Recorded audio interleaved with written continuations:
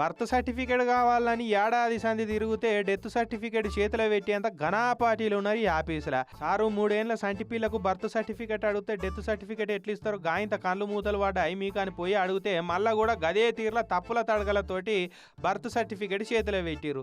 రెండోసారి కూడా తప్పు సర్టిఫికేటే ఇస్తే ఎట్లా సార్ గింత పట్టి లేనట్టు ఉంటున్నారు, తీసుకుంటున్న జీతానికన్నా న్యాయం అనిపించేటట్టు పని చేయాలి కదా అని పోయి అడిగితే ఏందమ్మో మాకే నీతులు చెప్తున్నావు, సర్టిఫికేట్ ఇయ్యం ఏం చేస్తావో చేసుకోపో అని రువాబు చేసి గవర్నమెంట్ నౌకరు పవర్ ఏందో చూపిస్తున్నారట. అంతేనాక?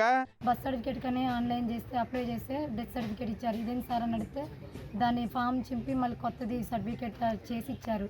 దాంట్లో మిస్టేక్ చేస్తారు. ఇదేం సార్ అని నేను అడిగితే క్వశ్చన్ అయితే నేను చెయ్యను అది ఇది అని చెప్పేసి మాట్లాడుతున్నారు సార్ వాళ్ళు. ఇన్నరా మీ తహసీల్దార్ ఆఫీసులో అందరు మంచోళ్ళే ఉన్నారు కదా సార్, ప్రజల కోసం పని చేస్తే అందుకున్నారా, ఆఫీస్కి వచ్చి పంచుకొట్టి లంచ్ తిని పోయేది అందుకున్నారా?